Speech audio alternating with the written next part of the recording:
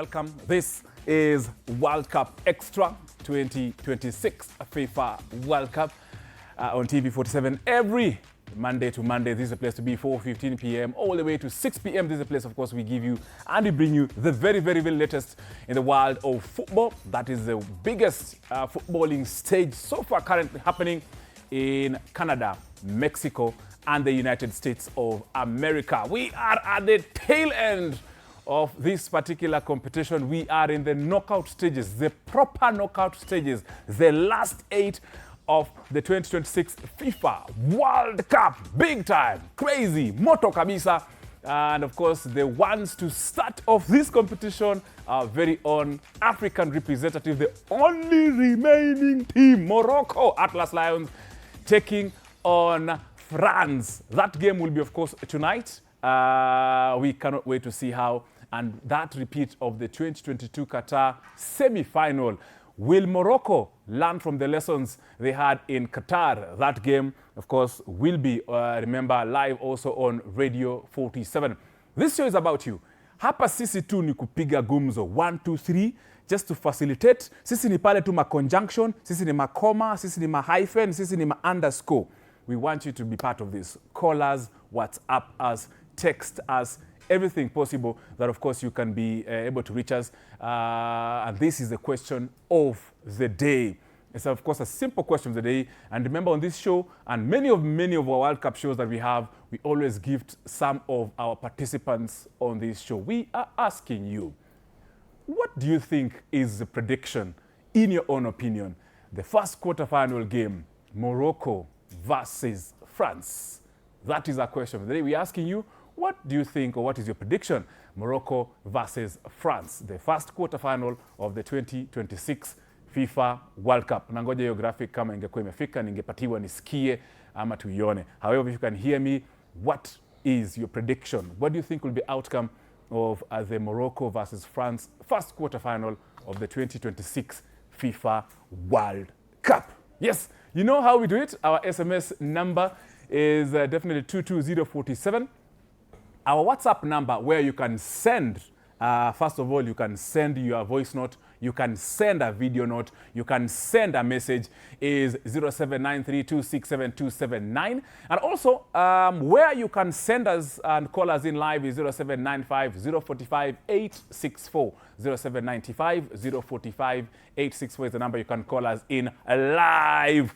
Remember also, you can send, remember, the voice notes or the video notes, you start with your name, where you're watching this particular show from, and of course give us the answer or what you think will be the prediction of the Morocco versus France game. The match, of course, will be live. Remember, our commentators on Radio 47 will be bringing to you that particular fixture this evening to see if Morocco will have learned lessons they had to endure during the 2022 Qatar FIFA World Cup semi-final. Yes, kama kawa, you know, we are also on YouTube live, that is TV 47 Kenya. We are live on Facebook, that is TV 47 Digital and TV 47 Kenya. We're also live on TikTok, TV 47 Kenya. We are live on Instagram, TV 47 Kenya. We are also live on our website, tv47.digitally. That's all those platforms, of course, you can watch anywhere on the planet, tv47.digital. Thank you very much, of course. Start calling, start SMSing, start Xing, start Instagramming, start WhatsApping, so that we can have a chance of definitely engaging each other on this. Remember, we are lined up a wonderful show for you. We shall be discussing about the permutations, the expected predictions, the expected lineups, who will be, of course, where the referees. In fact, we'll actually delve deeper into the referees. Remember, I think how many Argentina? Who nani? Kwanza kuna Facundo Teo, Pablo Belatti, Gabriel Chade, Dario Herrera, and Christian Navarro. Those are the Argentine bandwagon who will be officiating that France versus Morocco quarterfinal. We are going to delve deeper into those particular coaches, rather referees. I'll be telling you how old they are, what kind of meals they have, which football, which games they had, which injuries they had, which games they officiated, which red cards they have given before, so that we can, what kind of games we can expect this evening. So, of course, in studio, I'm not alone. I have, of course, the best minds in football. And this afternoon, we are definitely honored to have one of Kenya's greatest legends in football. This gentleman, currently, he will confirm to us, Metro City, I've forgotten that name, is currently one of the many coaches of Metro. He'll confirm with us, where there is a particular organization or a group, of course, that hosts about 80 teams and is one of those elite coaches from there. He has represented the national team, Harambee Stars. Most of you remember that was, of course, during the Africa Cup of Nations qualifiers in 2015 when he played against Comoros. He also represented, of course, in about 4 or 5 cups for the national team, Harambee Stars. He has played in the United States of America for the longest time I can remember. Now, he is the only Kenyan to win the MLS Cup in 2013. If I'm not wrong, he'll correct me if I'm wrong, but I think I got the statistics well. Leo Niko Chonjo. He's the only Kenyan. No Kenyan has ever had that. I think he's also the only Kenyan who has won the Malaysian Top Flight League in 2015, 2014, around there. He'll confirm to us. So Portland Timbers. Yeah, yani him and President Donald Trump are buddies. Yeah, buddies on matters to do with football that are very correct and upright. Not the balagan things. But of course, he's a person who has seen it all in the United States of America. He's also currently being involved in nurturing and growth of talent, giving opportunity to young boys and girls an opportunity to play soccer, especially those who are from underprivileged communities in Kenya and across the globe. Rightfully, clearly, my director, of course, has put the cat out of the bag. Nilikuwa nafikiria bana hapa napatia watu nini drum rolls ushanika kila kitu. But of course, we have Lawrence Olum in the house. Lawrence, good to see you. Thank you very much. I hope I got the numbers right. Somehow. I missed 1 or 2. No, you're spot on. You're spot on. Thank you very much. Thank you. Lawrence Olum, of course, speaks English and also speaks some Kiswahili. So any of our audiences in the United States of America, you'll forgive us because we shall put him also in Kiswahili to see how bad or good he has been with our Kiswahili while he was doing duty for us, because he's our ambassador in the United States of America. I'm also joined by one of Kenya's best female minds in football. That is, of course, Celine Waithera. Karibu sana. Celine, uko na legend. Mbona umekunja mkono? Fuku umeka mkono hivi kitambo. Karibu sana, Celine. And we also have, of course, one of Kenya's finest minds from Matush. My very good friend, Danton Sibola. Asante. Karibu sana. Asante. Nimeweka nimeweka karibu na wazito. Celine, you right now, Celine, inafaa uringe. You are sandwiched. Today, leo kitu nakuanga nini by the way. Welcome, of course. We are happy to have you. Olum, it's good to have you. Thank you. Welcome to World Cup Extra on TV47. This show every day, Monday to Monday, during this World Cup period. We just give the very best, of course, in depth. But we are glad to have you because now you will give us now the nitty-gritties of what's happening. Olum, let's get into it. Morocco versus France. A repeat of 2022 semi-final. Now we have it here in the quarter-final. I know you are Kenyan, you are an African, so you will egemea on Morocco side. However, of course, statistically, how does this fixture look like from where you sit? I mean, France is France. Yes. And Morocco is showing us that they deserve to be where they are. Yes. So for me, you know, on paper, it looks like France. But at the end of the day, they still have to play. Yeah, you've seen, of course, teams like Egypt have put Argentina on the run for their money. Cape Verde put Argentina almost on the sword. We've seen this sort of underdog teams have come out. So basically, Morocco has a chance. And remembering how Morocco tortured Brazil in the group stages of this particular tournament. So at least give Morocco some. Of course. They're from the continent. Yeah. So we want somebody from the continent to represent as well, and they've done so far. And I would like to see a good game today. Good. Yeah. Of course, that game, of course, will be a game that will keep us up. At least it's not at 4 a.m. It's not at 3 a.m. It's actually closer to the time that we are used to watching football. So you'll have enough time to sleep and enough time, of course, to interact. Celine, what do you think? Unaonaje game, Morocco? In your opinion, of course, that's a basis of our forms the basis of our question this particular afternoon. Yeah, I would say Morocco at this stage, we cannot call them underdogs because Where they they are have shown us what they can do. Yeah. But again, me will stand with my friends. I'm not switching. Hata mnibribe aje, mninunulia hadi nini. Hata hiyo suit umenipea ini change. It was not a bribe. Yeah, so I stick with France. I believe they have what it takes, and they have shown us the fact that you have not been beaten in all your games. It means that you have something to offer. Yeah. Again, Morocco has not had a bad run themselves. They have had a good run, and I feel like now this is where it's going to be tested. Who is brilliant than the others? And I feel like, in as much as I'm not underlooking the capabilities of Morocco because they are solid. I mean, they have a good squad. I think their coach will come prepared for this game today. And I feel like, in as much as I don't want it to be a boring game, I want it to be a game of goals. You score, I score, you score, I score. I want it to be like the last minute, like Argentina versus this team they played. It's Egypt. Yeah, I want it to be like that. But it's square and fair. It's square and fair. That's it. That unfair bit, of course, Dantos is questionable.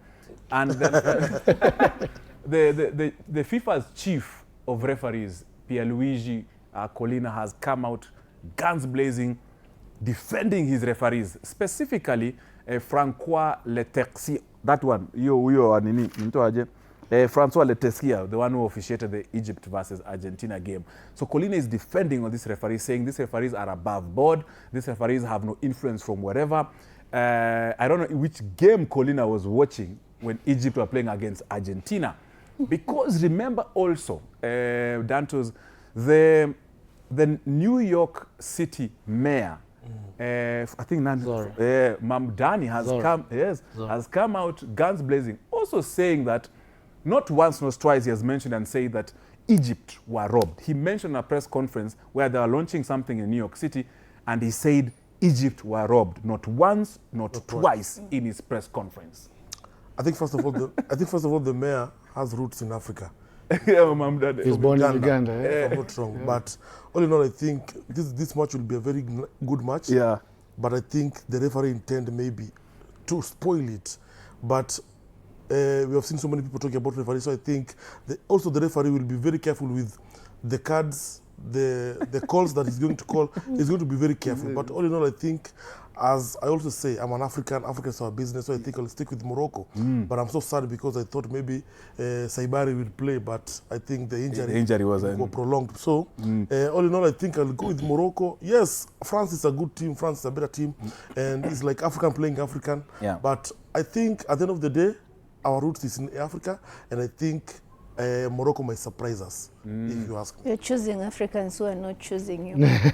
Let's just, we just have to put this thing bare out there. Morocco, whether they say they're not Africans or not, whether they have mentioned that they represent themselves or not, according to the African continent boundaries, they are in Africa. Yes. Whether they say they come, it's just the same way the way I identify myself with Spain, or I'm from Spain. So that's not. But also I think people are taking it out of context because the president of let them Morocco win. said, Let them win. You will see. The president of Morocco football said that if Morocco are playing, first of all, they're representing Morocco, not Africa, which is okay, which is understandable. Even if Arabitas is playing, first of all, they're representing Kenya, not Africa. So I think he was correct by saying that, but only not all as Michambaka kwa Africa. Yeah, they must be in Africa, whether they like it or not. And of course, Lawrence, you have you've spent almost a decade and a half in the United States of America. 2.5. 2.5 decades.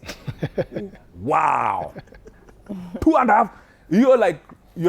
That's basically 3 decades. Let's say almost 30 years in the US since college until now.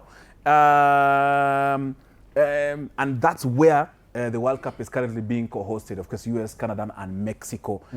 Tell us about your experience about the World Cup, because, of course, before you came here, the World Cup was going on. Which state were you in? And were the noises reaching your home state, wherever the games were? And of course, how your career has been in the US, someone who's watching for the very first time.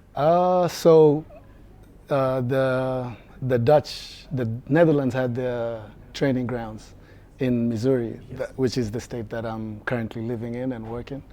And having that, you know, Argentina played games there. Curacao played a couple of games there. The stadium is, I guess we'll just call it Kansas City Stadium. Yes. And seeing the games live and watching all the excitement and, you know, the leading up to the games. It was something, you know, something quite good to see. And I don't know how to, I can't put it in words exactly, but everything just, you know, ran smoothly and all that. So it was such a great experience. But of course, I know there were doubts just before the tournament. People were like, USA to host football.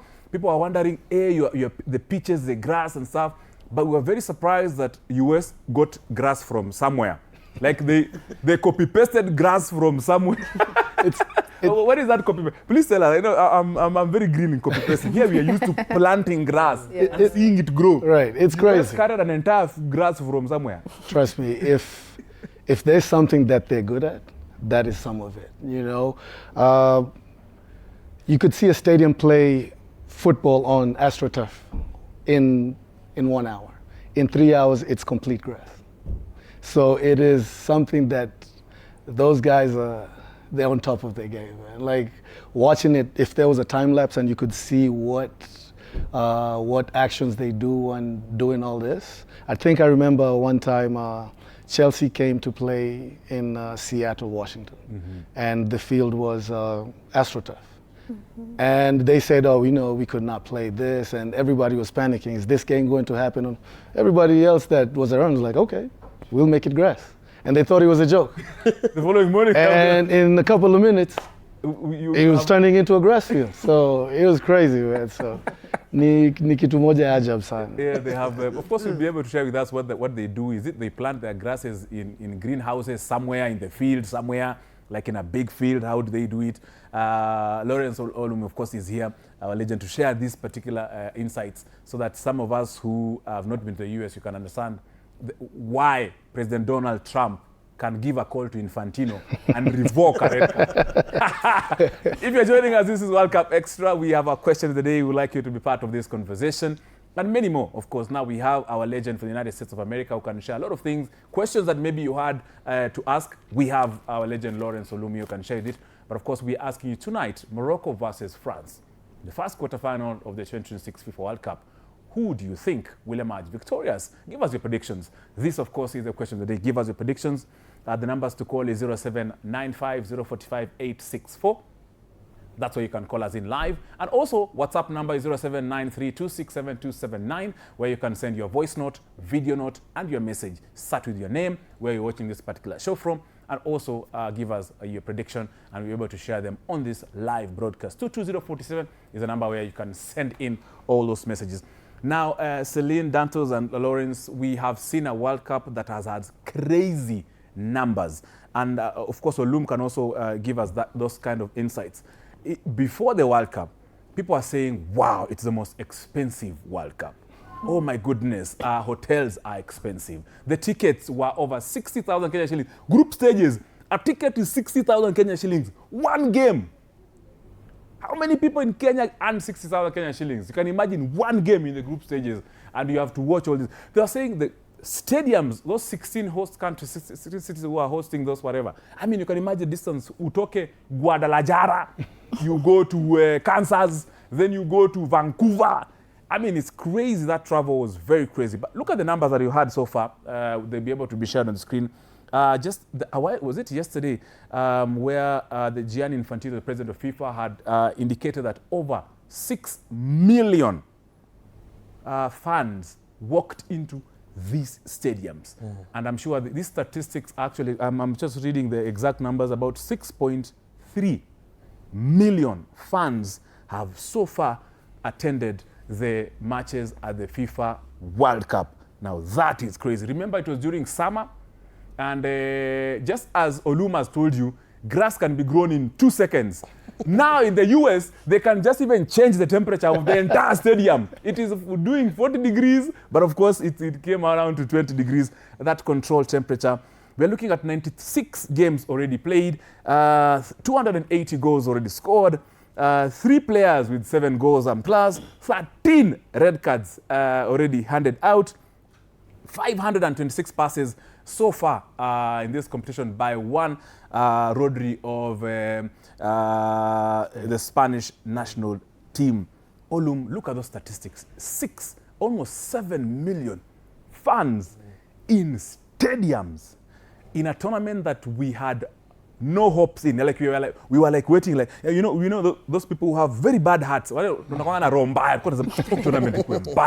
Stadium. Then boom, 60,000 fans, 80,000 fans. How was that possible by the US? The thing is, there was no new stadium that was built for these games, because these are just infrastructures that they have hanging around. The stadiums that they have, some of them are actually not professional stadiums. They are stadiums for colleges, like the one that they play in, I think it's Michigan. It's a college stadium that has 100,000. Seattle, where they played in Washington, 80,000. So this is not something new to them. So it was just a matter of, okay, so who are we playing our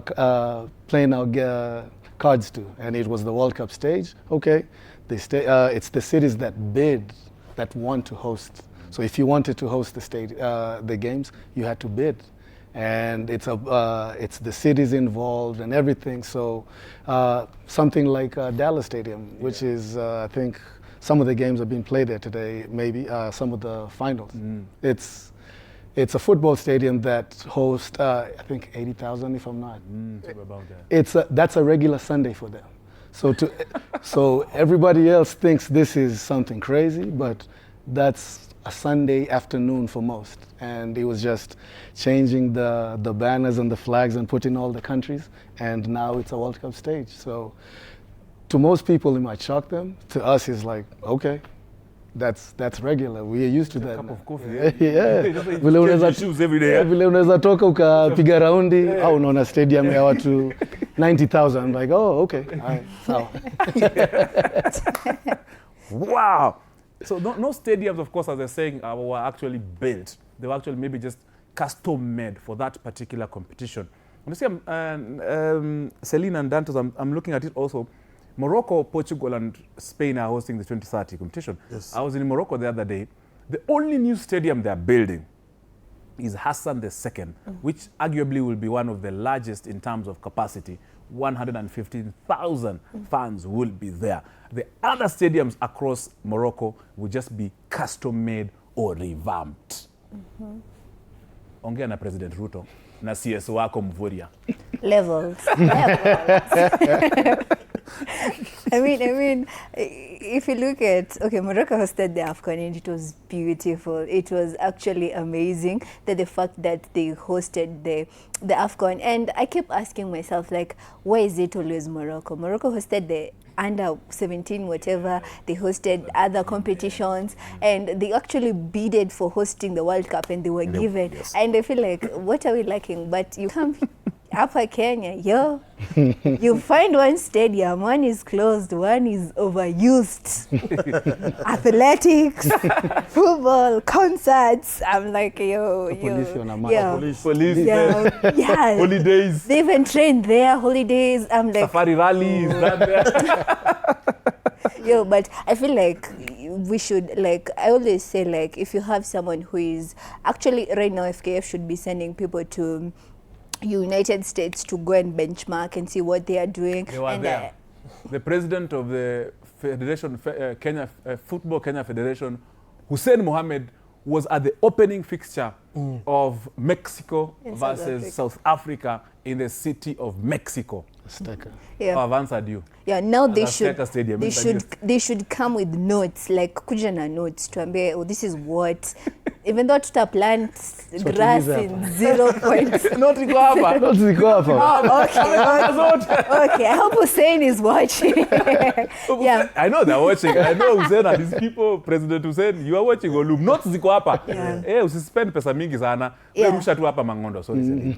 Yeah. I feel like, yes, not ziko hapa, and you should actually watch and see what they are doing, because I don't want it come AFCON and then you start embarrassing us. CAF is coming for inspection and they'll say like, oh, it's 32% completed. You have like, no. And they should not rush the last minute. I think, yes, we cannot plant grass in 0.5 seconds, but they have time to prepare the stadiums. But I feel like, in as much as we are talking about levels, it will take us time to reach maybe where Morocco is. But if you get like a serious federation, of which I'm not saying our federation is not serious, and we get the people that actually love the game, I think we are gonna do better. I hope like when AFCON comes, we can actually be prepared and we can see further, because I want us one day to host World Cup.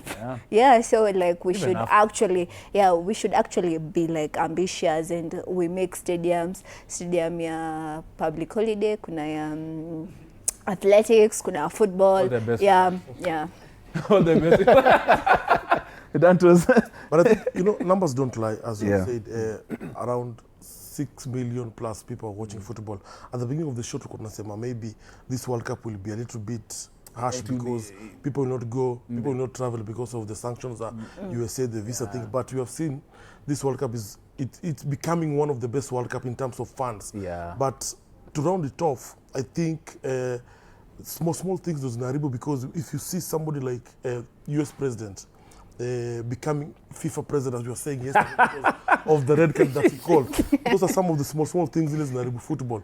But football, people love football. Yeah. The numbers don't. People love football. Yeah. Hearing Olum here speaking, I feel embarrassed as a Kenya, because I think we can do better as Kenyans. We can do better as Africans. And that's what about Morocco, sometimes they say we are not African because of infrastructure that they are doing. Here in Kenya, yes, we can do that. Whatever US is doing, we can do it. It's possible. It's not possible. And such people, such brilliant like Olum, do not attack Kenya next time when maybe Potona run for FKF president. Such because here in Kenya we have seen that anybody who wants to be the president of FKF here, first of all, anangale tumbake. Second of all, anangale the money that he has spent campaigning. And third, they don't put government on check. And also this is a challenge to the government. Those people who are, I know we have so many Olums outside there. And Kenya, like they say, is a third world country. And we need to learn from people like Olum, when you make India for a very long time. Wanakuja hapo na tuambia, this is how we're supposed to be run football.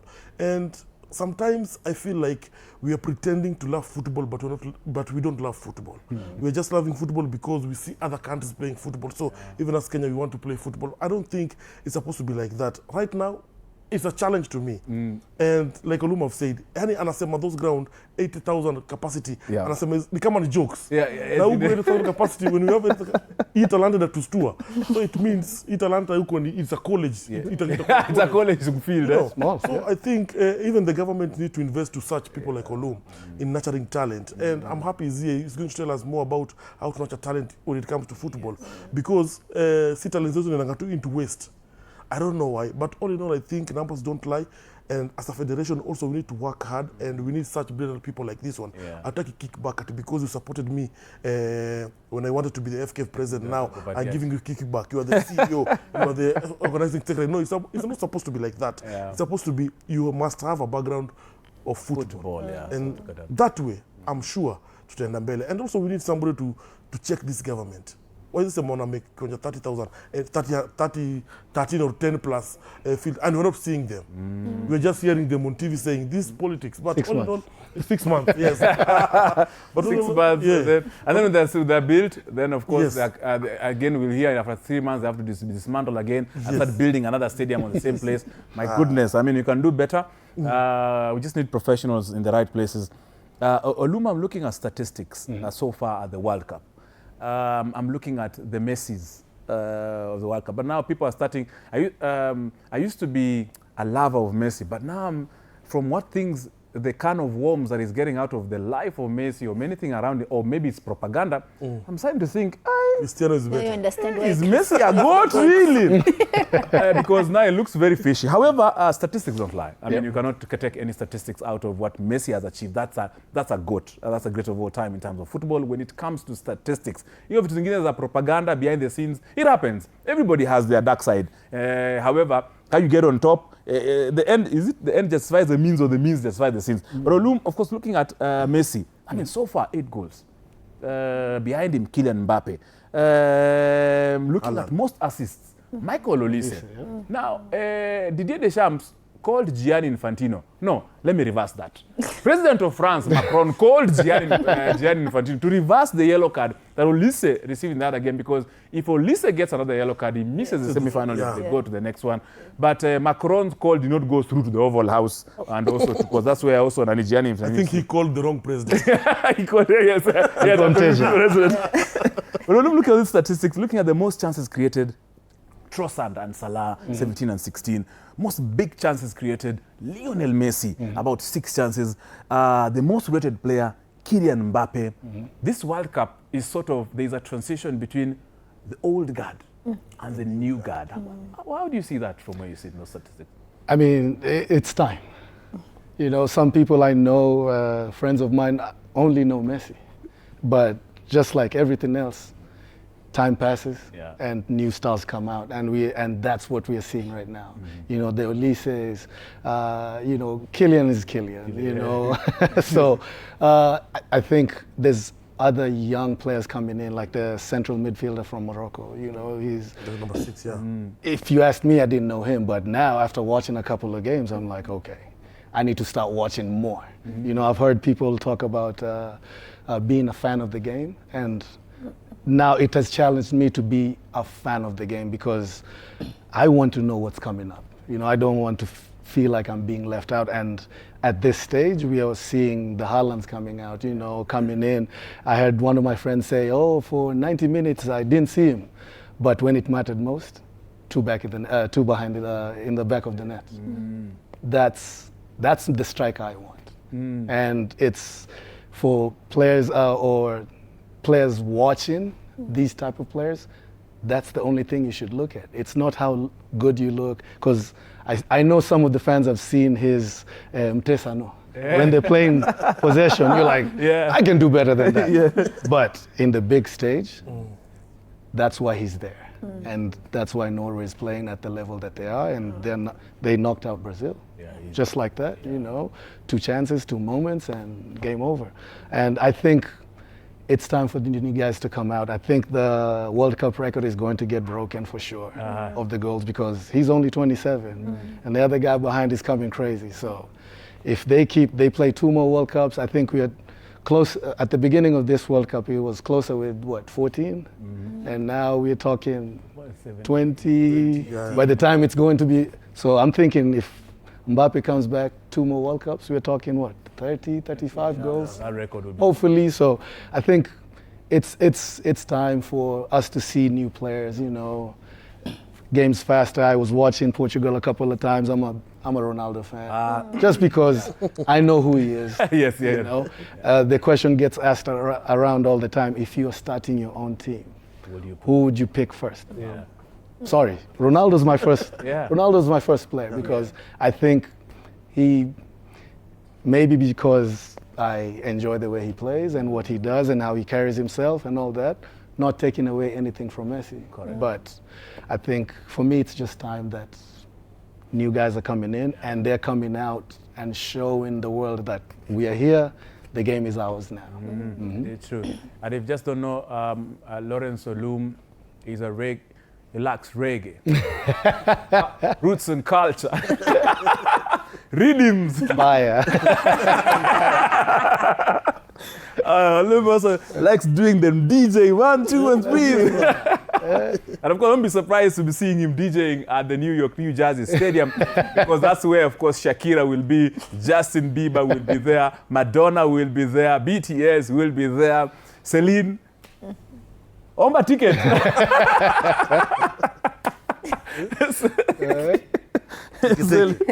Hapa ticket. Hata nyuma ya tent. Maybe just joining us. This is World Cup Extra here at TV47. We have, of course, our legend, one of Kenya's international, one of top footballers we have, who has spent most of his life in the United States of America. Flew to Malaysia. I know why he went to Malaysia and why he won. Malaysia has beautiful places to visit. Kwa sababu alikuwa vacation. Kenya akienda Malaysia. Kama umeenda Cape Verde. Akienda Malaysia. Atacheza bola anajua kuna Ball ni mingi. alikuwa anapiga bola akipiga DJ. Magigs zilikuwa mob. Kweli. Lawrence Olum, of course, here you're joining us. Selling, of course, Waithira as well as Dantos Sibola. We want you to be part of this particular conversation. Remember, it's 0795045864. That's, of course, where we are. We are slowly getting into now the heat of the moment, looking at some of the those players who basically had the last dance. Of course, we've talked about the new ones who are coming in to set out and release the old ones. Celine, Luka Modric, the old guards. They have retired, they have gone, they have done their bit, they have achieved everything. You've seen how Croatia have been. In 2018, they did their thing. 2022, they were very good. This time round, age caught up with them, literally. They couldn't be able, of course, to do that thing. I'm looking at this other old guard, of course, Cristiano Ronaldo. I don't know if Cristiano Ronaldo is old, but yes, he's old. No, I mean, if Neymar is retiring, I don't know what I'll say about. Then Cristiano Ronaldo is a Guka. Because, I mean, Neymar is 34, around there. Cristiano is doing the 41, 42 years old. Do you think, of course, Messi will be making a return to the 2030? He will be 40-something. 42, 43. Same age as Ronaldo. No, but honestly, I feel like eras do come to an end. Yeah, and I feel like we are in the transition of new young players, like people who we need to see. And I feel like Ronaldo has won everything he could have ever wanted to win. Isipokuwa World Cup. Yes, I feel like if you look at his stats, all the cups he has won, I think he has won a lot of cups. You look at also at Modric. I think Modric has carried a couple of awards home, and I feel like he also had to retire because he's old, and he has carried the Croatian team for a while. And you look at Neymar, you look at all these players, I feel like it is one of the best World Cup because we are watching these players retire, and now we have the likes of Mbappe is there, we have Haaland is there. I'm even surprised to see Trossard there. I'm like, you're carrying Belgium. I expected De Bruyne to be there, but you're carrying Belgium. Yeah, I feel like this is now where we should give new players the chance. And if Messi makes it to the next World Cup, is okay. If Gianni Infantino doesn't give him his second World Cup, it's okay. You can come next time. You can try come again, next time. Yeah, you can try again. But yeah, I feel like Messi won't make it to the next World Cup because, I was hearing the way Sergio Ramos, no, it was Zlatan Ibrahimovic, said that the time that Messi was abused back then, when he came back, he came like a new person. Alikuja kama mnyama. Yes. And that's why we saw him perform the way he performed. But at the end of the day, age catches up. Yeah. Hata Lawrence maybe sayangekuwa anachezea Harambee, but age ika catch up. Yeah, now you see. Ojanjaribu bado. Unapata call Makadhi, Lawrence hapa. Yeah. Tuko na defender hapa kwa midfielder mazi. Yeah, but anyways, let's watch out for the new players because I mean tournaments are there. We have Euros, we have Nations League, we have so many tournaments, and these players are gonna be there setting records day in, day out. And yeah, that's it. Of course, the old guards paving way. It's not just an equalizer. I mean, just we have to see new talent. We've seen the old ones. In a handover, inakuwa kitu muhimu sana. Dantos, who will you miss in the World Cup going forward? Those ones, of course, the old guards. Wale wazee ambao wanatoka. Unaona nani atakuwa utamiss sana? Okay, first of all, I'll miss Cristiano and Messi if they're going to retire because whatever they have done in the world of football, it's big, but also we cannot forget somebody like Modric. That's a legend by himself because ukiangalia the history of Modric, amebeba Croatia like ye peke yake, giving them hopes. After the World Cup that they reached semi-finals. Yani, that guy is just a legend and finishing and retiring in the 200 games for Croatia. Yeah, I think that's a good thing to retire on. But I'll talk about Neymar. Neymar, I think I've come to realize that these Brazilians, when it comes to these countries like Europe, they intend to play, but also they intend also to have a good time, if you ask me. And that's when Samba boys, what do you expect? Yes, and that's when the national team of Brazil is not performing very well. I heard somebody saying that it's high time now that tusipeleke wachezaji wetu Europe. Let them play in Brazil.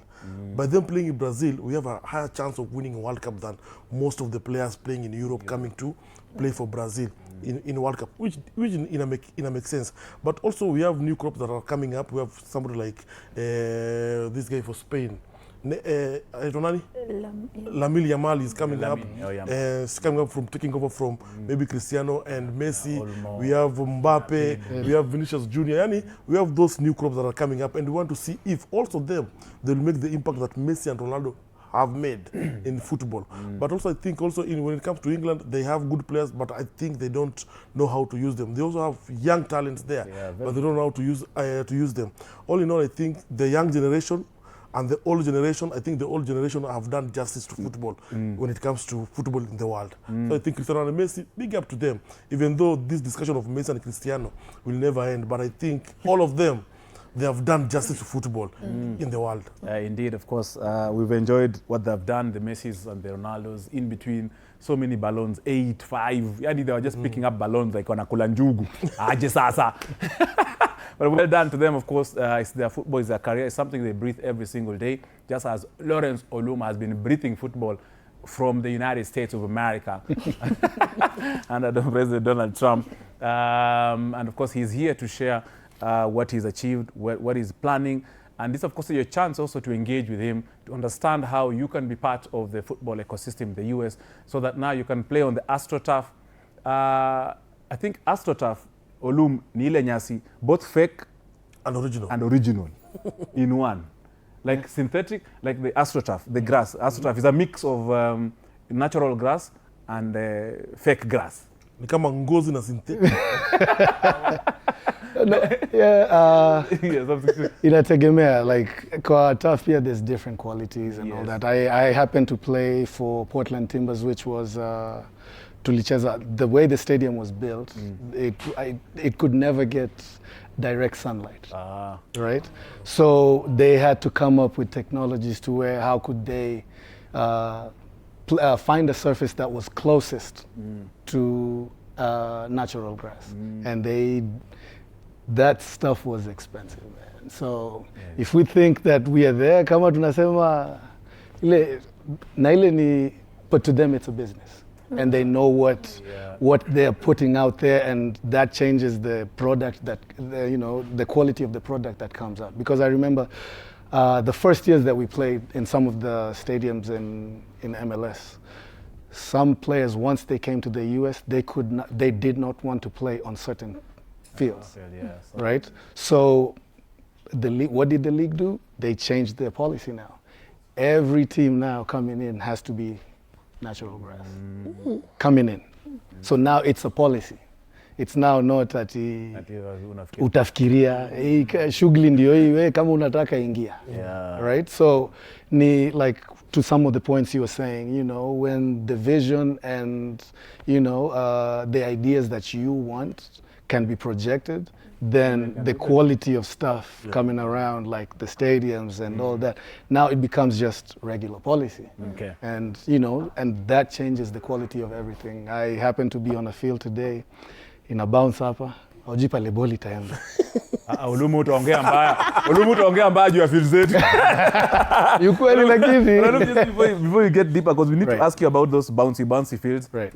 Those are the fields, of course, you played in Kenya. Yes. Once upon a time. You'll tell us, of course, how bouncy they were also in the US. But we're taking a very short break, so that after the break, I'm being told that Olum will go on the ones and twos on the decks to patie kawan karege kale ka international hub. We'll take a short break. We'll be back with the international reggae time, of course, with Olum. Don't go away.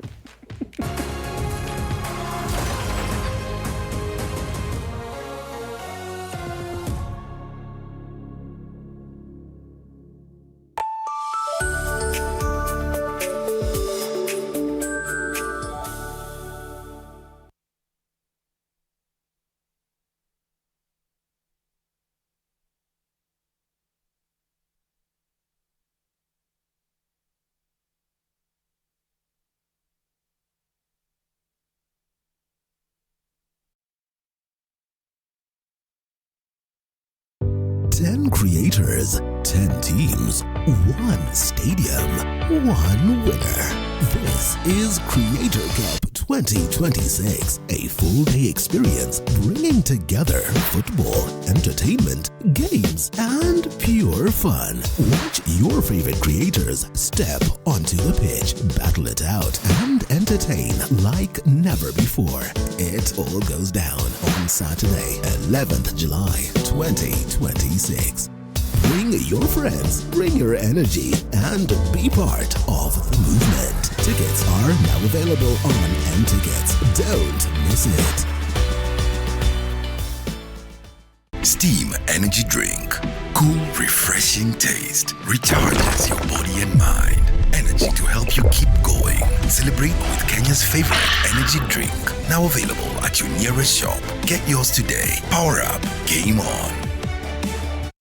Msimu wa soka iko on na Von iko tayari kusisimua kila dakika.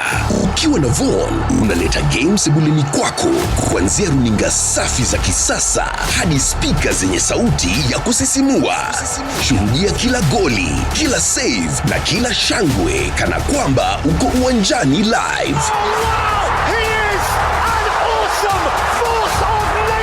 Tinga ofa hii special kwa kutembea von.co.ke sasa hivi. Von, designed to love.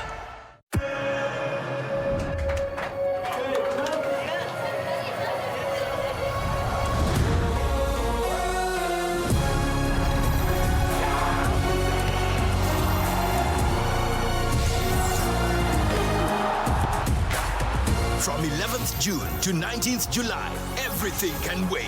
The FIFA World Cup 2026. Get DStv access for as little as 1,450 Kenya shillings today.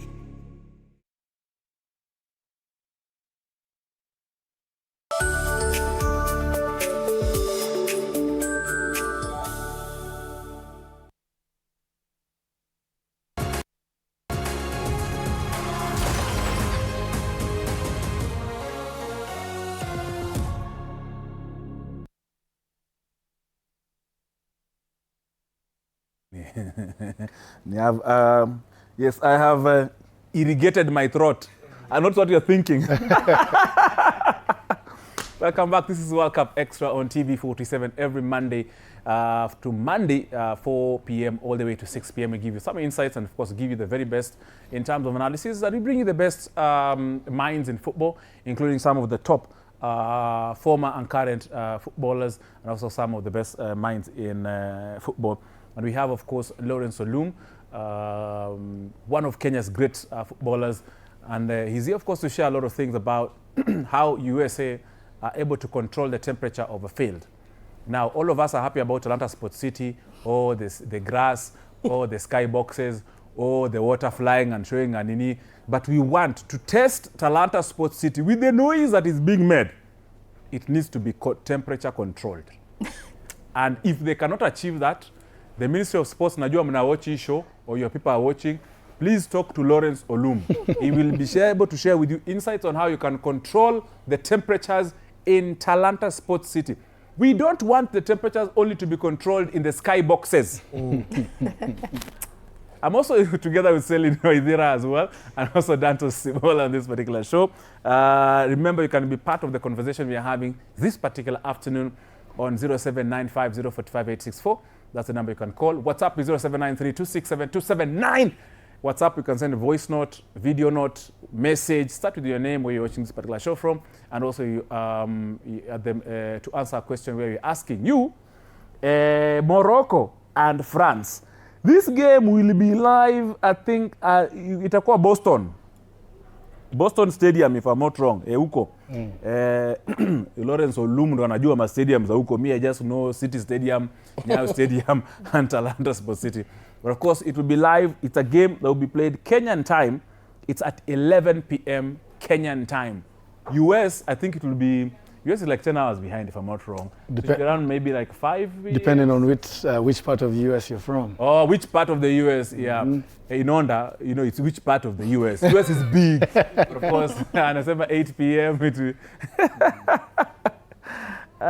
Thank you. Of course, we shall be able to also broadcast that game live to you on Radio 47. You'll be live commentary. Join our radio team right there. Now, let's just get into now Morocco versus France. Olum, of course, earlier on we discussed about the predictions, but now we're getting into the nitty-gritty of what we expect, what to see. Of course, I know you've interacted with most of the players, or you know them. You know the coach, the Kwabi coach. We had Regragui Walid, who took the team to the semis last World Cup in 2022. Now we have a new coach as well, who is basically also fitting into the shoes of Kwabi. France is a team full of stars, as in left, right, center. France, Didier Deschamps is usually spoiled for choice. And this will be a big one. And it will be a big one, but it will be affected by the sideshows in the name of match officials. I feel like that statement is a trap. So I will tread very carefully on that one. Yeah. But for me, I feel at the end of the day, the players still have to play. Yes. You know, as a fan, I would want the best game, right? As a player, I would want the official just to officiate the game. Don't do anything else. Just don't think what people will think, what these guys will. No, just officiate the game. Because at the end of the day, the rules are the rules. You know, all this checking and what it's. I don't want to call it a sideshow, but also the conspiracy theorist in me says where there's smoke, there's fire. But at the moment, I'm just enjoying the games. You know. The one thing though, the number one, making a call so that one call can be reversed, that was crazy to me. You know, that was something that I hope I would never see again, because I believe I'm a fan of the game first. You know, you have to be a fan of the game to enjoy the game, to want to play the game, right? So as a fan, I want the best, the best product to be out there so I can enjoy, and because I'm spending time watching, right? So I want the best thing to happen on the field. And hopefully, we can step away from the sideshows and all that, and don't dismiss what these players on the field are doing. They've been, we see World Cup every 4 years and think like, these guys have been preparing all their life, man. Since they were like young. Like, even myself, when I started playing, I realized that I could play a little. The first goal was, can I get to play somewhere? And then, can I get to play for the national team? What's the biggest stage? It's the World Cup. Granted that we didn't get there, but it's there, and it's now I get to watch it just like the way Brazil is watching it right now. So it is one of those that the sideshows aside, all those things aside, we want what is best for the game, because things like that might bring some bad lights to the game depending on how you look at it. But at the end of the day, we want the best thing, and the best thing for the game is just the referees to referee the game, right? Let's not talk about anything else. Yeah, we just want those 4-5 Argentinians. Now, this morning I was speaking to our HR, I'll not mention her name, and I also interacting with our finance department guy, and they told me that they watched that Egypt versus Argentina game. Now I'm not surprised why my salary was late.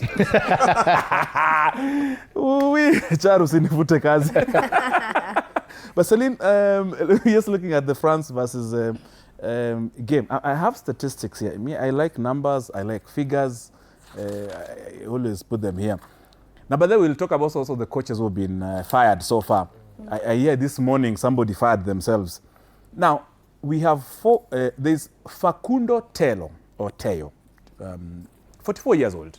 He will be the center referee for the France versus Morocco game in the quarterfinal. It will be at the Boston Stadium. Now, Facundo Teo is a family man, has a wife, has children. And of course, he's very active in the Argentinia's top flight league since 2013. Now, one striking thing about Facundo Teo, he was injured during that DR Congo versus Jamaica game It was during the playoffs so that DR Congo could actually get a ticket to the World Cup. He was injured in the 115th minute. Now, I'm wondering, how can a referee get injured? Katanyama. I don't understand that bit. However, one striking thing, Celine, about this game, about this referee, center referee Teo, is that he sent off 10 players in a single game. Racing Club versus Boca Junior. That's a huge, hotly game, contested game in Argentina. I've just read one, Celine. That's just one. I have more statistics coming in that will baffle your mind. Just the way Olum has mentioned it. We just watch the game, or we have jitters, just the way we're having jitters with the Francois Letexia in the Egypt versus Argentina game. We'll just be holding our chairs like this. Asipatiane, asiende kwa VR, amen, you know, this kind of stuff. Unajua tufanye tulisema jana, like usijaribie, like we are watching, you know. I saw nani anaitwa Mourinho tweeted, and he said like the world is watching, everyone is watching, and FIFA, everybody is tweeting, but you're not doing anything. Yeah. And I felt like we said the reffing was a bit average, but I think right now it's where we are seeing how the height of it, like how people can be and how reffing at times can be corrupt. And I felt like, yes, those 5 Argentine was, venye tu nilisema, mi sina shida na nyinyi. Hata mkisikia mteka kids manager wa France ni Argentina, mi sina shida. But it's the way that you're gonna ref that game at the end of the day, because you're not alone. Kuna the VR, kuna the linesmen, there is everyone. At the end of the day, it's how you ref that game. But don't send everyone outside. Mtu mmoja atacheza aje against 11 people. Yeah, but at the end of the day, if a foul is a foul, remove the card. If you find like unajua, sometimes social media inaweza kuchanganya zaidi, upate ulikuwa ndani uko sawa, but ulipitia maybe tweets za watu jana, unaona unasema referee huyu ni mkora nini utaenda hapo like it's like you're not making sane decisions, and that's what will cost you. So I think in as much as we are talking about the referees who are going to ref this game, me tu nimesema msijaribia, juu people will come for you, people will roast you proper, na utapata hata games zingine utakuwa unapewa, because people will start maybe saying like, okay, here's this and this, we saw how you refed this and this game, and we cannot give you this and this game. But at the end of the day, tutakuwa hapo, tutaona vile mtaref the game. Yeah. Of course, talking about death threats, that referee who officiated the Egypt versus Argentina once upon a time actually received death threats. I can't remember which game. I just didn't record that, but it just passed. I was going through my research and he got the death threats. So I'm just wondering right now if those kind of calls, if someone is calling France and calling Francois, I don't know if it's the code will be coming from Cairo. Francois, you better get yourself security. But Dantos, I mean, the road to these teams, I mean, I'm sure they'll be playing graphics in terms of how the teams performed in the group stages all the way to where they are. That's both Morocco and France, and also the head-to-head. Those are graphics you'll be able to see on your screen. But of course, as we talk about that, these 4 Argentinian referees, you know, 4, as in, yani FIFA, Dantos, when FIFA just posted those 5 Argentinians of that, both VR and on whatever field, in less than 10 hours, 20 million views after FIFA posted that particular issue. So refereeing has become a concern. And as I told you about earlier, Colina is defending referees. How he's doing that, and I used to officiate the World Cups back in the day. I think when people get power and money, they can become evil. I don't know why these referees are different from Colino, because I remember when I was a child, I saw Colino reffing a game between Brazil and I think France, and the whole match, I got a yellow card. is a very strict referee. So I think we're talking about Mangusha. But coming to this match between France and Morocco, I don't know if it's a mind game that they are playing, because every team they are now intend to concentrate so much with the referees instead of concentrating so much about the match. If you ask me, I think if you're a good coach or a coach of France and a coach of Morocco, I think the best thing they can do, they can just tell their boys, let's enjoy the match. Let's play the match. And also, this is the match that will determine which team is in discipline and which team that has more temper when it comes to football. But I hope all these two teams, I think both of them, they don't have temper, because we know the teams that have temper, team like Brazil, Paraguay, that one will know that maybe tungekuwa so many cards. But Morocco and France, I think these two teams are very good and they are going to enjoy the game. And I hope at the end of the day, the referees will not spoil this match, because it's a match that maybe will decide who is going to carry the World Cup. But I think if you ask me, I asked this question yesterday. This referee, were they chosen after the match between France or before the match between France? And we were told that this referee was wanachaguliwa randomly, which is okay. But I think we need to enjoy the match. Let not any referee spoil this match. Even if you have 4 referees from one country, we know this referee has given somebody like one team 10 red cards. So it means that this referee is a no-nonsense referee. But I know if France will win this match, the referee will be blamed by Argentinian fans, because it's a fact. But again, if Morocco will win this match, people will talk and say that referee alionea France. So all in all, I think this is the time that this referee thing wanafaa kujiredeem. Let's be fair. If it's a foul, watch it be a foul. It's a red card, it's a red card. We watch football. We know when somebody needs to be given a foul. We know when somebody needs to be given a yellow card. We know. Usi overthink, usi overdo. Just let us enjoy the football and you just do your work. So in short, in that 90 plus minutes, wacha kila mtu afanye kazi yake. If you're a player, play. If you're a referee, ref. If you're somebody, VR, do the VR work. VR work, kazi yako ni kuona ile kitu referee hasn't seen, and to help referee see whatever is going on in the field. You have that power. But all in all, I think it will be a very good match, because both teams, they know they are playing with a referee that they are going to meet his team next. But this VAR, after watching that Egypt versus Argentina game, I think that VAR, if there was a foul committed by players in the dressing room, tungeonyeshwa. And again, a goal would have been cancelled. Yes. But now talking about these referees, Olum, of course, has been engaged into the head-to-heads and star players that you're looking for who will be outstanding for both teams. I'm looking at, of course, we've talked about the center referee, tunamjua anaitwa Teo. Now, Teo, Morocco know him very well.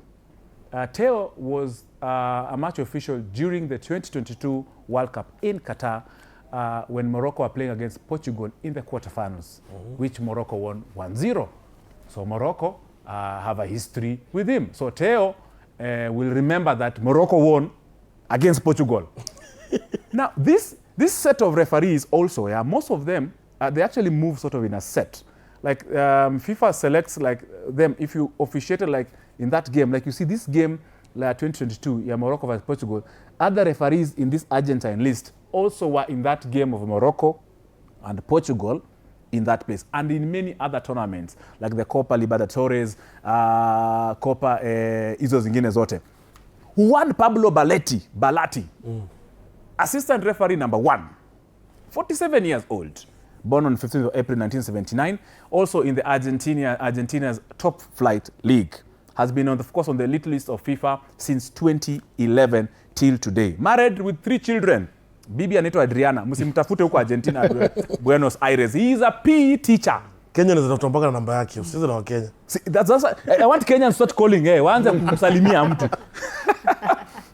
So he has been, of course, in the Russia, has been, this assistant referee has in 2018 Russia World Cup, in the Qatar 2022, and also currently right now. Has been born, of course, in Buenos Aires, a city that I visited in 2010 in my trips, of course, doing street World Cup that was being held in Rio de Janeiro. Olum, I'm sensing, like I'm just speaking on behalf of very many fans.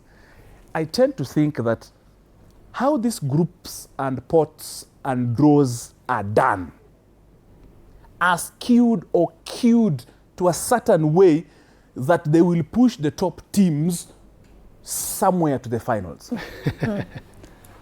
Yes. I'm also tending to think that there is a way, if you look at Argentina, correct me if I'm wrong, they have not played any team that is in the top 10 of the world FIFA rankings from the way they started on this particular tournament. Olum, wewe ulikuwa karibu na Gianni Infantino, wewe uko karibu na pamoja na kina President Donald Trump. In your experience, what have you heard from those experts? There he goes again. The trap question. I mean, first of all, you see, with the way we are sitting here, we are talking about it. Yeah. We can never forget, this thing is also entertainment, right? And it's a business, a very big business, right? And this is my putting my silver in it, aluminum foil hat. Ya kuzuia hizo vitu. I mean, as much as sorry, I'm losing track of thought here for a second. As much as the skewed, to bring the top, Yeah. we always want the top to, show itself. And I don't think we need referees to change that or anything. It's just thinking, personally, I've never heard anything different. Okay. Personally. All right. But the way some things go, Yeah. if you're a sanely thinking person, you Yep. sit back and be like, ay, kweli. Yeah. Mbona, you just said something very crazy now when people think about it. Argentina has played how many teams leading up to here? Which type of teams, right? At some point, do I just ignore that and think it's coincidence? So I want to, like I said, first of all, I'm a fan. I want to believe what they're doing is the right, first for the players who have been doing this all their life, right? Because they've been putting all that work. The fans who are spending their time. I mean, this is nations that, I always equate the World Cup like World War. The only difference is it's only like we choose 25 people to go represent us, right? And you want your best 25 to go represent you well, right? So I hope that that's not the case. Personally, like I said, I've never heard anything different. But I'm not stupid to ignore certain things when I see things. So, your trap question, naiwachia. Yeah, trap. Naiwachia tu hapo for now. So, Yeah, of course, it's a very complex conversation that we can have. I mean, from now to on, for those are observations we make, those are observations you've made. However, decisions are normally made in boardrooms, and me, I tend to believe, and I will believe it. I know Olum has a future in football, both in and out of the country, so he has to be very careful. For me, I can actually say these things as they are. I'm a journalist. simu yangu ya majuu inaweza lia hapa. Naweza kujiwa na secret service. But of course, we have to say, I mean, sometimes it's just obvious. And this World Cup has actually, I think, exposed the underbelly of the world governing body, to say the least. Thanks to Trump. Thanks to for coming out. And President Donald Trump does not fear anyone. You will be actually speaking to President Donald Trump in confidence. Then tomorrow morning, I think after he has had his whatever breakfast, he will be like, say everything that you agreed not to say outside. Trust me, Gianni Infantino and Kina Pierluigi Lucolina are scratching their heads. They'll never tell any secrets To Trump. to the President of the Republic of the United States of America. Now, Celine, of course, as we get into players who are, of course, we watch out for Morocco, the likes, Dante Lukumesema, Saibari is unlikely to play, and that, of course, is a huge blow. But without even Saibari, we saw the likes of Kina Unai coming in to do their bit. I didn't like, anyway, I mean, let me not say that. But however, Morocco is a good team. It's very solid. They adapt to the situation. Celine, who is your player that you think will score for Morocco and also for France? Before I give you more history about the referees. Okay, I think for me, I've seen outstanding players. We have Brahim. we also have Unahi, who has really been showing up for the Moroccan team. And I think for me, the outstanding player is Unahi, because he's really carrying the team on his back. But I will not put aside Hakimi, because he has been with the team for a while, and he actually manages the team from the back, and that's a good thing. And I feel like the coach, Wabi, was left with a task, because if you look at the amount of awards that Ragregui won with Morocco was a lot, and I feel like right now it's his first test, because he was actually not with Morocco during the AFCON, and I feel like he's really doing well with the team.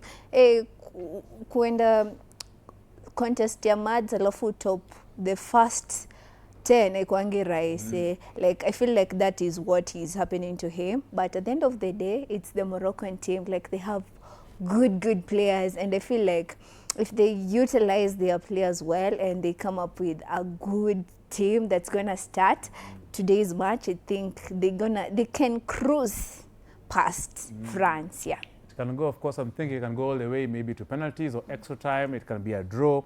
And Morocco is a team that doesn't fear to actually keep the ball, hold the ball, and be very offensive. Same thing, of course, with France. This will be a game that will have goals, whether you like it or not. It will not be a game like the one we had. Everybody was very cagey. Switzerland versus Guinea. Colombia. A very cagey game. Everybody's waiting for someone to make a mistake. I mean, this game you have to go full out. But Dantos, just as I know you have something to say about France, let me read to you the assistant referee number 2, Gabriel Chade, 45 years old, born in 22nd August 1980. Kenyans mjue him. He was born in Chilecito, La Rioja province in Argentina. Now he's a former player, got out of course he got a back injury and then shifted into reffing. Of course now has done his trade in the Argentine's top flight league, most of you know it, and has been a FIFA A-list, in the FIFA list of referees or assistant referees since 2016. Copa Sudamericana, Copa Libertadores, Copa America, FIFA Arab, Euros, 2019 FIFA Under 20, you name them. All of those are some of the things that the assistant referee number 2, Chade, has done his job. Just before Dantos comes into it, that's when you come, of course, later on also will be telling about the 4th officials, Dario Herrera, who is also a PE teacher. We are taking a short PE break. Call it a hydration break. But when we come back, of course, we'll be doing the tail end of this conversation and, of course, taking your phone calls here on World Cup Extra. We are, of course, together with Lawrence Olum, Kenya's greatest footballer. Of course, we're based in the USA. We have Selin Waithera and also Dantos Sibola. Short break, hydration. We'll be back in a bit.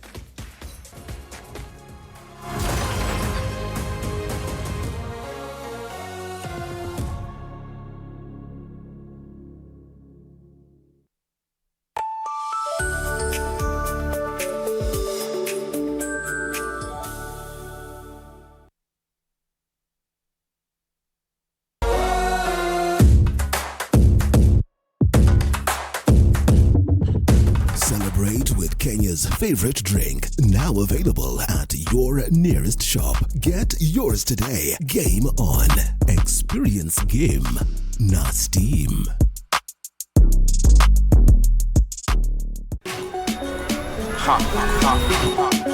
Sikia, ni juicy. Flavor zote tamu tena fruity. Yummy na flow kama maji, juu ni tamu kama sali. Ni juicy. Are you bored? Kuna vitu zinakuudhi, usijali my bro, hebu kama taka juicy juni. Did you know you deserve to earn royalties every time your artistic work is played or communicated to the public? Join Pavrisk, the duly authorized CMO mandated to collect and distribute royalties. To register and update your works, visit our website on www.pavrisk.or.ke. For assistance, call us on WhatsApp on 0781 721 721 or 0732 721 721 or visit www.pavrisk.or.ke. Pavrisk, revitalizing royalty management.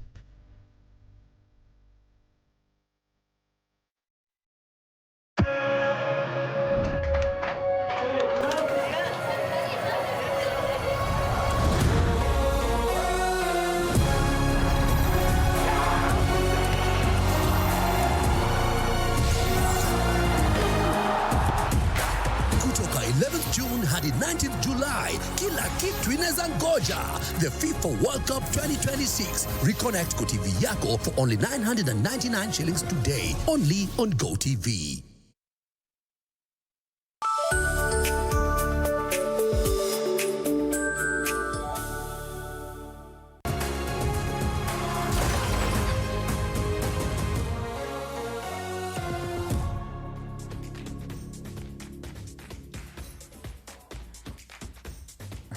World Cup Extra live on TV 47. Thank you very much indeed for staying with us. Every Monday to Monday, we bring you the very best insights in and out of the stadiums of the United States of America, Mexico, and Canada. Those are the host cities of the 2026 FIFA World Cup.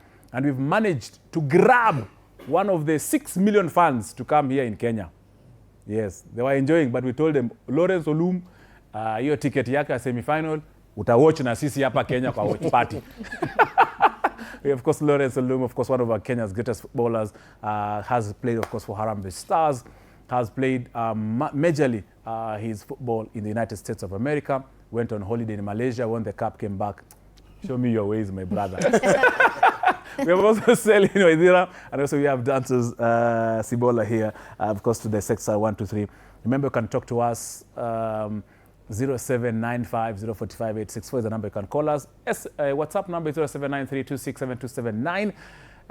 You can send all the voice note and video notes. Of course, my director Inonda, who loves reggae, like our DJ here, will be able to play, of course, some of your voice notes and the video notes a bit later, and also pick up your phone calls. I understand also we shall be having later on a bit, Taita Taveta fans have been speaking and saying they want Morocco to win. We shall be having that, of course, a little bit later.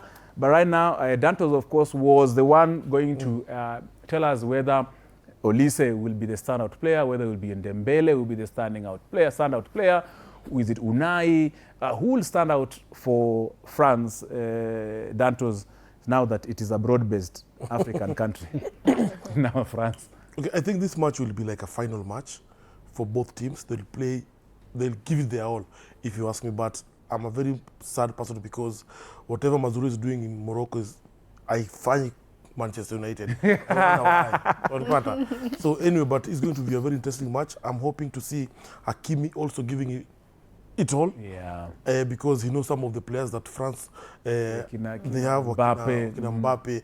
These are some of the players that wamecheza pamoja. But I think I also see somebody like Mbappe scoring like 2 goals again, surpassing Messi, or maybe Olise doing whatever he loves doing. Olise is one of the players that people have been talking about him in this World Cup because he's one of the players that akicheza anachezanga ile lugha ya mtaa ile kimaudhi. Anacheza kimaudhi because the way he handles the ball, the way he passes the ball, utapata yani is one guy that ananga pressure. But all in all, I hope this match will be a very interesting match with so many goals and may the best team win. But outstanding player, I think also France, when it comes to Mbappe, will carry again France. Because so many people are looking at Mbappe. Because if you see Mbappe, he has not been really performing in his club, but also people want him to perform in the national team, which he's doing. I also think he'll perform. And those people who hate Mbappe, I think they're going to love Mbappe. And Usman Dembele, as you can see the statistics on your screens, I mean, they're clocking the minutes, the goals are there, assists are there, shots are there. He doesn't fear to play. He's a star. This is a huge star. And Olum, of course, I know you know Dembele. Have you ever met somewhere in Malaysia? On some No, I think today's game is a game for the stars. The stars have to show because both teams have stars, and you want to count on your superstars, right? Olise will be Olise, Mbappe will be Mbappe, Hakimi will be Hakimi, and like we say, this is a game where your stars will change your games for you. If you sit back and think a goal will come from somewhere, it has to be your star, and that's why they're getting paid the big bucks right now. So these players will take the pressure, and I think they want the pressure. They live for the pressure. right? Pressure for Olise looks different for somebody else because he takes it. I'm like, this is just a regular day. Kuja vibaya nikuonyeshe, right? And that's what we want to see. So, from a fan point, I want the best game. Nione controversy kidogo. Unajua pia Ramu ni bora. Utamu wa game. Also, Tony, if you see, I give it up to France coach because there are two players that I thought maybe they'll spoil the mood when it comes to France. That is Mbappe and Dembele, because these are two people that people think they don't love each other. But I said it in the beginning of the World Cup, but I think the coach maybe sat them down and told them niaje tunachezea country, flag players as one team, and we have seen it, and I think that's when unapata France imefika mali imefika because two great players. Because if you see the rivalry, people compare it because Mbappe moved from PSG to Real Madrid, then after just Mbappe leaving PSG, they won Champions League back to back. With who? With Dembele. Dembele won Ballon d'Or, the prize that everybody wants to win. Mbappe wants to win it, but I think the coach did what he knows, and that's how you define a good coach and a good manager. So I think whatever he said to those two guys, it really worked. I think for me, Didier Deschamps really looked out and saw, like, I'm going to use a formation that you all are not used to it. We are used to 4-3-3. And right now he comes and plays 4-2-3-1, and you're like, Mbappe is there, and then you have Barcola, Olise, and Dembele, and it's like fitting in both of them. But I'm a bit worried of how he's using that mid of Upamecano and Kone. I was preferring like Upamecano and Chouameni. But generally, if you look at the squad, is good. Even the back line, we have Saliba, we have the likes of Akina Konate, Kunde is there. I mean, it's a solid team. I think he just used a formation that could favor both Mbappe and Dembele. Yeah. I'm a Moroccan fan. No amount of threats and words will intimidate me from changing my allegiance from Atlas Lions. The Blues can be the Blues. I'll just remain to be with my people in Rabat. We shall be converging at that big stadium at the Prince Moulay Abdallah Stadium. If you're joining us, remember this is World Cup Extra. Every Monday to Monday, we bring you the very best from 4 p.m. all the way to 6 p.m. Najua calls zenyu zimeanza kufika, naambiwa calls zinaingia. Fourth official. I know I'm boring my panelists and you on matters to do with the referees. So I'll be telling you about Dario Herrera, a PE teacher as well, who is the fourth official of the Morocco versus France game, quarterfinal number 1 of the 2026 FIFA World Cup. But first, I'm being told that our fans from Taita Taveta would like, of course, to share the insights of how the World Cup has been so far and which team they vouch for to be in the final. Kwanza kabisa, nasema hizo game za World Cup sio rahisi vile watu wanavyochukulia. Kuna game tuseme German, Portugal, hakutarajia kwenye michuano hii watatoka mapema sana. Hii World Cup ni ngumu sana. Kwanza mwalimu mwenyewe amefikia ndo imefika mali hatari sana. Tuseme kama hiyo game ya leo ya France na Morocco. Hiyo game si rahisi vile. Watu wa France mwenyewe venye anaonekana ni mzuri, lakini akicheza mbele ya Morocco anaweza tandikwa tu bao na shangaa mpira tu naisha tu hivyo.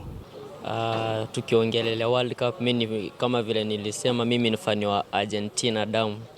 So tunazidi kusupport Argentina. Tunashukuru vile Argentina ijapokuwa Egypt walijituma ndio, lakini tunaona kama timu za Afrika kitu inawalemea ni kitu inawazidi ni experience.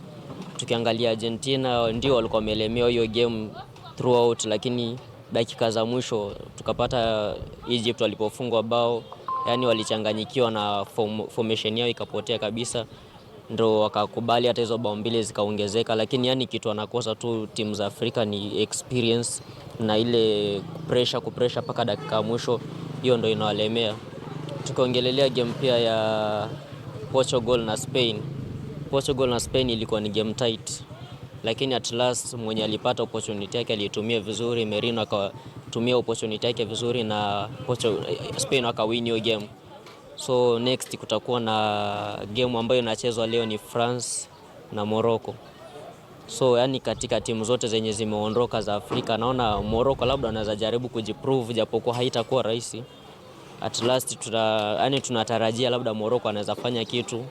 So experience pia bado still ndo itamata kwa hiyo game. Mwenye atapata opportunity yake vizuri akiitumia atawin hiyo game. Next kutakuwa na Belgium na Spain. Belgium na Spain tunajua timu zote mbili ni timu ambazo ziko na striking force nzuri.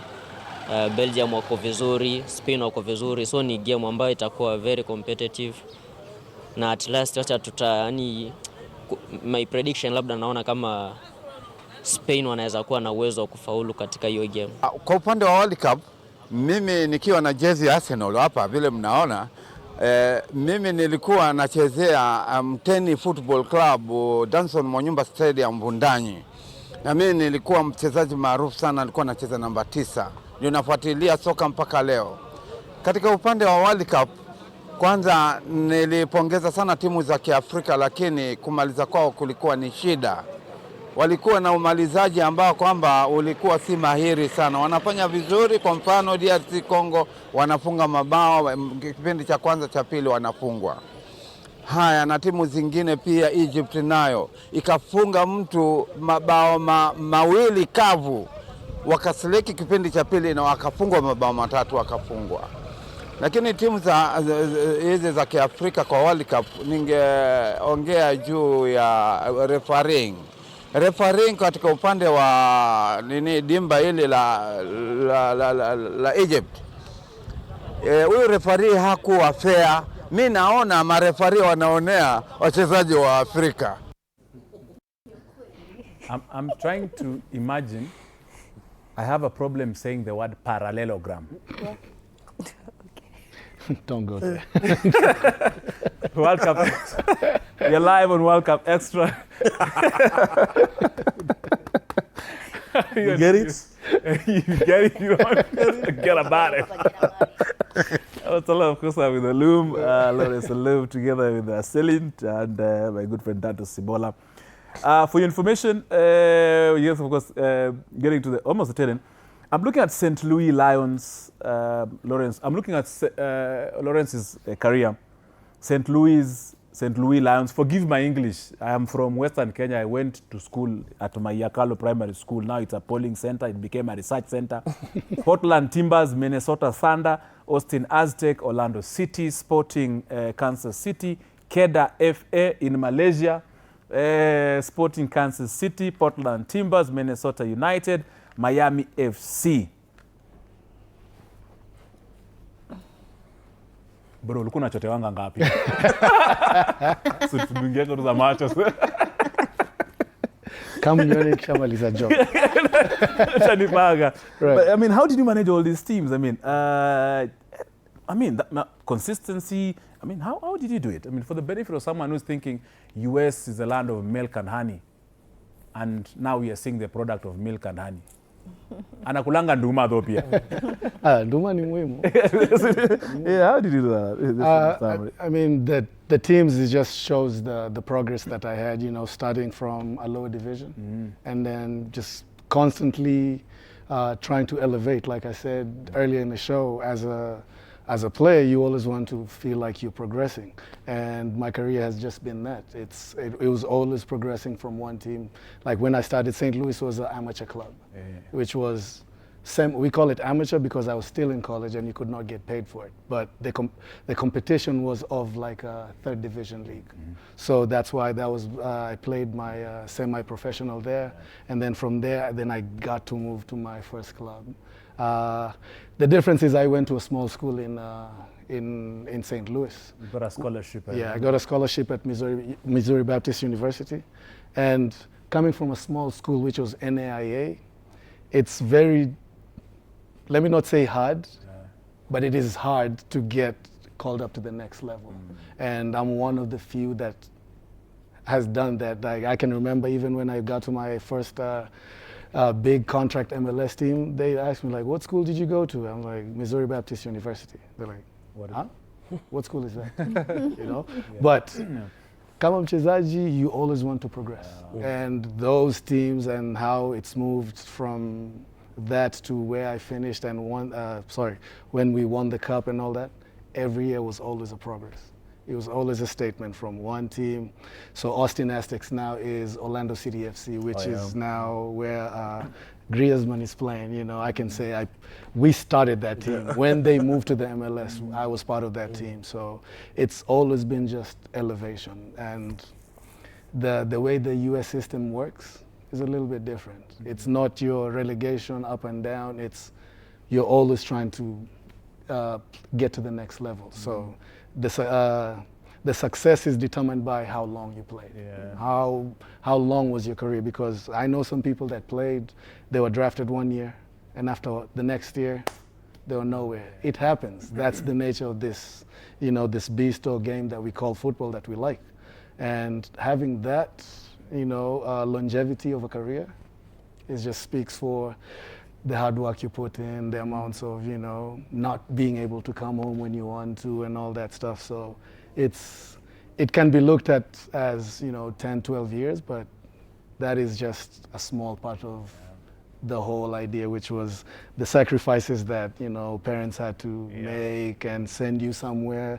It's that easy, but you wake up one day and go to a land where not everybody looks like you. You know, so having to find your way to maneuver through all that stuff in a foreign land where, but we love the game, and the accolades, the career speaks for itself. Well done, of course, and you're being involved in a lot of, what are you doing currently? Currently I'm age group director for high school at Metro Alliance FC, which is the current club I work for.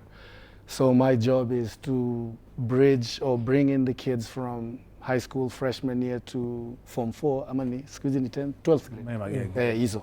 So my job is to bridge them and set them up close to a university, because their education is not cheap, and a little bit of scholarship that you can get goes a long way. And how did you get your scholarship? How did I get my scholarship? Someone watching, they're wondering, are they still available? I'll give a big shout out to John Bobo Yugi with Edu Sports. And he's the one who kind of facilitated that. But at the end of the day, I want to say the talent rose to the top. And that's when the chance came. We took it and we never looked back. There was a bunch of us, 3, 4 of us. And there's many more that came before me, after me. The pipeline is still there. The opportunities are still there, but they're closing those gaps, either through policies, DT, the colleges themselves, because it's just, you know, everybody wants to look out for themselves. And when the chance comes, I mean, I always say this, mine was very different. When it comes to professional sports, talent it's okay to have talent, but I always put it as you have to do the right thing at the right time and the right person to see it. Because you can do all these things, if the right person does not see it, it just goes away. So my idea is so the way we work at the club is we bring in these coaches, these college coaches, and put them in front of these kids. So we hope that the kids do the right thing at the right time, and these coaches can see it. And it's one of the things that I'm trying to do here in Kenya too, is creating those relationships with the schools, the clubs, and all that, because I can tell some of the coaches right now in the MLS, I played with them. They're my friends. They are people I can pick up the call and tell, be like, I think, how many times did they ask me about Michael Olunga? Olunga, yes. Because like, what do you think? And I give my, you know, it's always going to be, because you always want to bring the next person. And so that's always been my dream. And that's what we are currently actively working towards. So you have an organization here doing that, or you're affiliated with someone? Yes. Like someone who's watching and they have talent like Michael Olunga, they can reach out to you? Yes, I mean, we are starting to build something. And one thing that we realized, I had the Lawrence Olum Foundation, that we did a lot of these things. We're having tournaments, and we have a girl right now that plays at, I think it's Louisville, Kentucky, the 6'4" girl. She plays basketball. Oh, yeah. Madina. Madina. No, so there's a younger one now. Oh. There's a younger one Yes, now. there She's in is. college now. Right? Yeah, there's one. Yeah, She was the first. This is not even to do with football. It's just when we recognize something, a talent, we helped her secure a scholarship when she was in 6th grade in Danville, Kentucky. Now she's a big star playing at the NCAA level in basketball. So it's just not about sports, but for me, education and sports kind of opened the doors for me because right now I'm retired. Retired, but now there's life after football, and you know, education kind of put me in the right places where I can, you know, put myself out there and have a second career.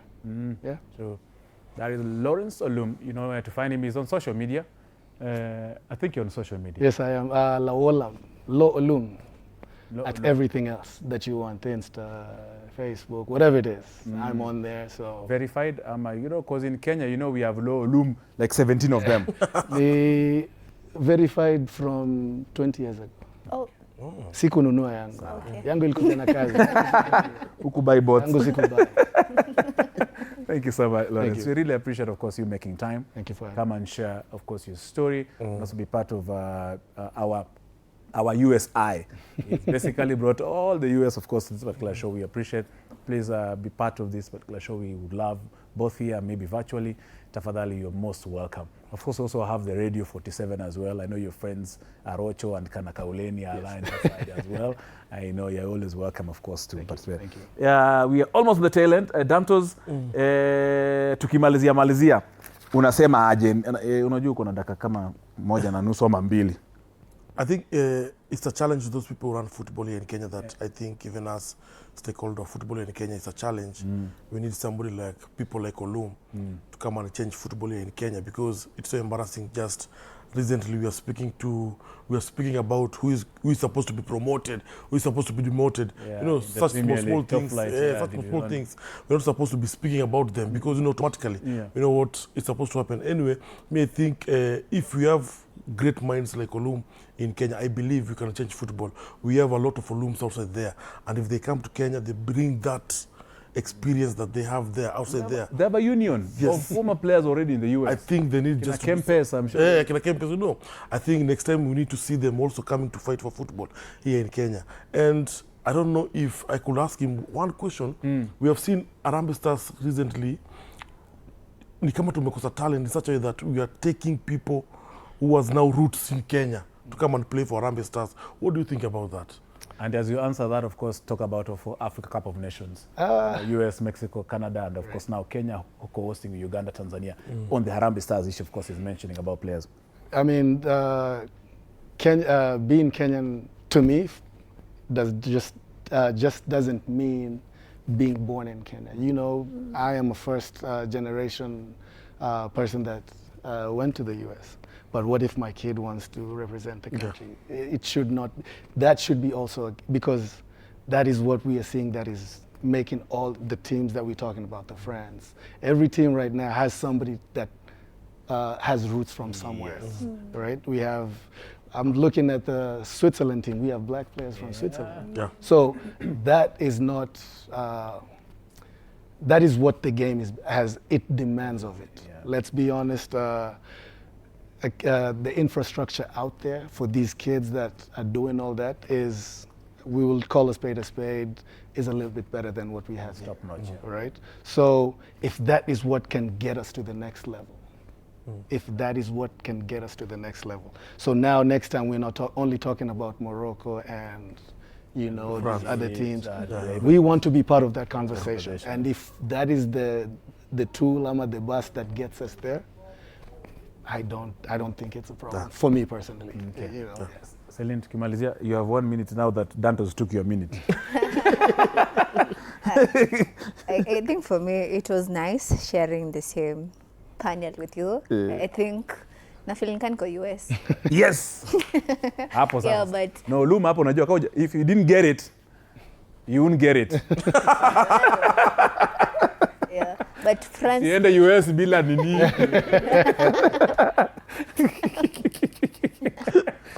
Celine. Yeah. Yeah, so for me, nitasema tu leo France kichwa. Msini let down kama Portugal. Okay. Don't make me cry today and cry. Crying twice a week, Joe. Lashes zitamea lakini don't make me cry.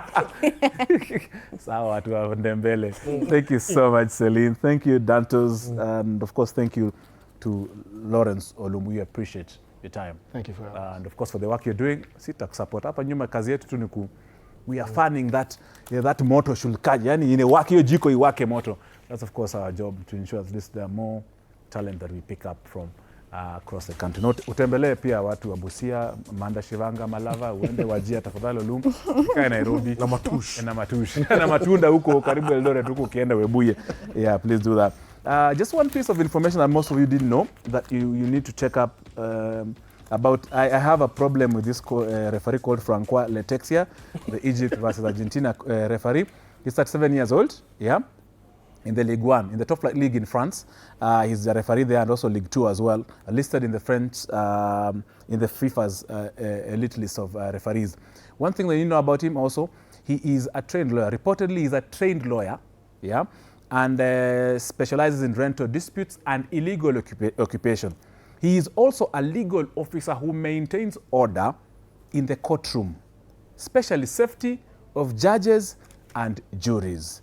Did he maintain order, safety of Messi? This is, of course, World Cup Extra here on TV47. My name is Tony Kolan. On behalf of our director, Manuel Inonda, who likes reggae, and our DJ is here. You have, of course, the show you can do with our very good friend Olum. On behalf, of course, of my good friend Duncan Mutua, producer of this particular show, assisted by Alan Bees, a.k.a. Nzuki. We had in the graphics department, I think it was Naomi, Jen, and Edu. We have, Naomi, my very good, my office girlfriend. And also we had the graphic, the digital team, the MCR team, the STOs here. And of course, those who came with Olum, I know Olum has a bodyguard. 7 foot 1 inch. Amekuja hapa, of course. That's why security is tight. That's why I was very excited. So thank you so much also for really making able to Lawrence Olum to come here.